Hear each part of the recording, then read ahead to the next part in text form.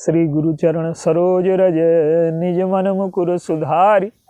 वर्णहु रघुबर विमल जस जो दायक फल चार। बोलिए सियावर रामचंद्र की जय। सिय राम मैं सब जग जानी, करऊं प्रणाम जोर जुग पानी। आइए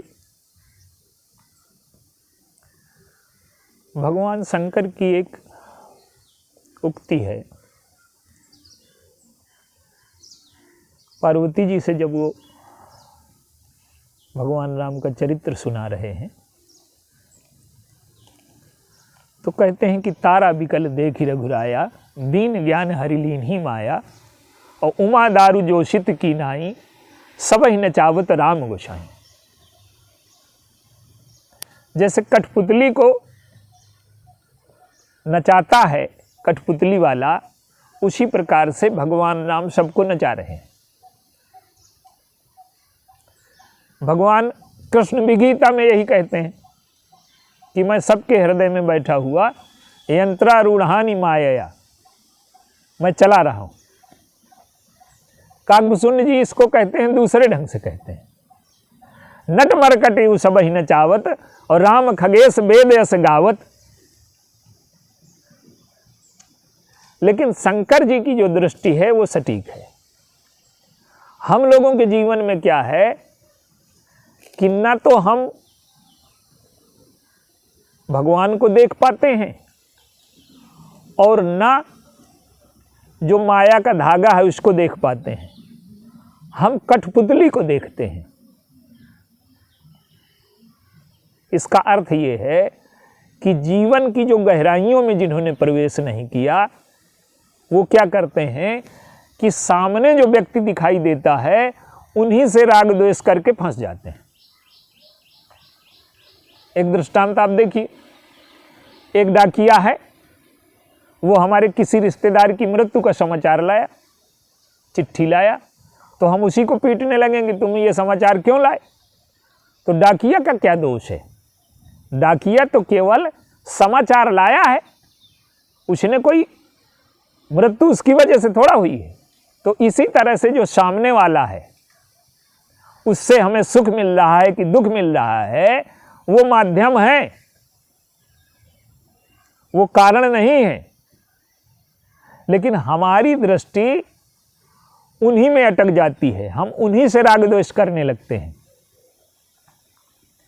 तो जो जीवन की गहरी समझ है वो ये है कि माया का जो धागा है वो भगवान के हाथ में है और माया के जो संचालक हैं वो भगवान है। और ये जो सामने जो दर्शक दिखाई देते हैं, जैसे तारा है,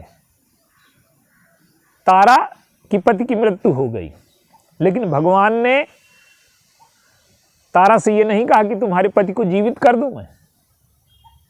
बाली से उन्होंने प्रस्ताव रखा है कि तुम्हें जीवित कर दूं, तो वो कहता है कि मुझको अभी इतना अभिमानी समझते हैं क्या कि मैं देह को जीवित रखने के लिए व्यग्र रहूंगा।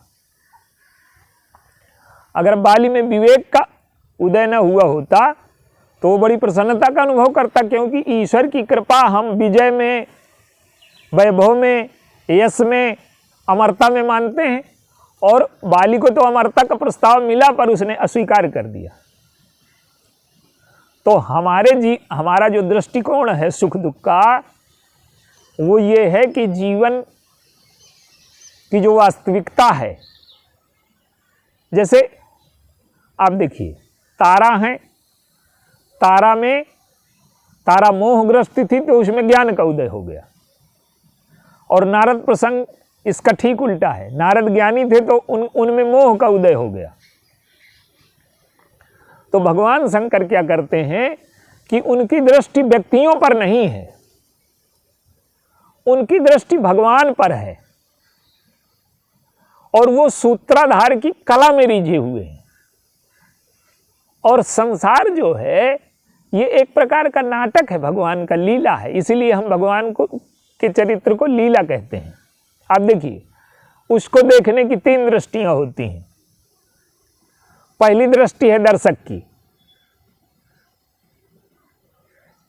वो सामने जो नायक और खलनायक हैं उनको देखता है, उसमें विस्मय पैदा होता है, कौतूहल पैदा होता है। किसी नायक किसी पात्र से वो द्वेष करता है, किसी से राग करता है, कभी प्रसन्न होता है, कभी रोता है, उसमें संवेदनाएं पैदा होती हैं। तो ये जो हमारी दृष्टि है ये दर्शक की है और हम जीवन को इसी भांति देख रहे हैं। और एक दृष्टि होती है अभिनेता की। अभिनेता को दो चीज़ों का ध्यान रखना है। निर्देशक ने, सूत्रधार ने जैसा बताया है कैसे नाटक प्रस्तुत करना है उसका भी ध्यान रखना है, और दर्शकों को अच्छा लगे इसका भी ध्यान रखना है। तो जो अभिनेता है उसको दो दृष्टियों पर ध्यान देना है, और जो तीसरा है सूत्रधार, उसके लिए सब कुछ समान है। खलनायक अगर अच्छा अभिनय कर देगा तो हो सकता है उसे नायक से ज़्यादा पुरस्कार मिल जाए। नायक और खलनायक उसकी दृष्टि में कुछ नहीं है, वो तो अभिनेता भर हैं। और यही दृष्टि हमारे भगवान शंकर की है कि उनको माया का पुतला, माया का जो धागा है वो दिखता है उन्हें। अब सती नहीं मान रही, पिता के यज्ञ में जाने से उन्होंने रोका, और जब सती नहीं मानी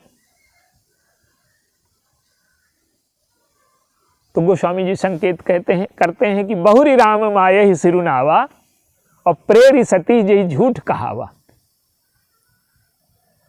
वो सती को दोषी नहीं मानते, वो भगवान की माया को प्रणाम करते हैं कि जिसने सती से झूठ बुलवा लिया। तो हम अगर जीवन को गहराई से समझ सकें और भगवान शंकर की दृष्टि पा सकें तो हम राग द्वेष से मुक्त होने की दिशा में बढ़ सकते हैं। और जिसे भी तृतीय दृष्टि मिल जाती है, भगवान शंकर की ज्ञान की दृष्टि मिल जाती है, उसके जीवन को देखने का दृष्टिकोण बदल जाता है। और अगर हम सत्य के नज़दीक पहुंच सकें, साधना कर सकें, भगवान शंकर की दृष्टि पा सकें, तो हम राग द्वेष से, सुख दुख से बहुत, ये जीवन में राग द्वेष और सुख दुख हमें बहुत उलझाए रखते हैं।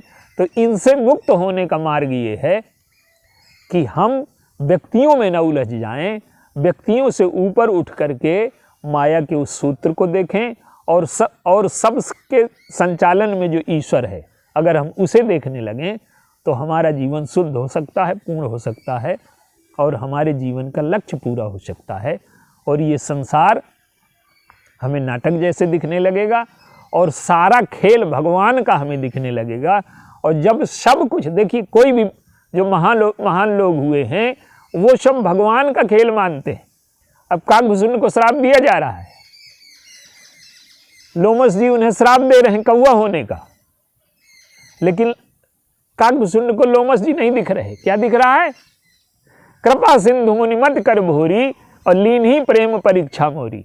इनकी बुद्धि को भोरा करके भगवान मेरी परीक्षा। अब सामने वाला हमें गाली दे रहा है, सामने वाला हमें कौवा बना रहा है, तो उसमें हमें भगवान दिखेंगे।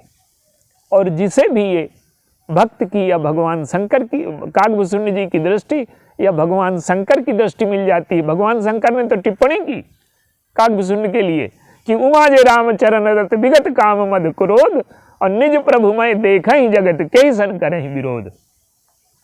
तो अगर हमें सुख दुख से मुक्त होना है तो हमें या तो काकभूषण जी की दृष्टि मिल जाए या भगवान शंकर की दृष्टि मिल जाए।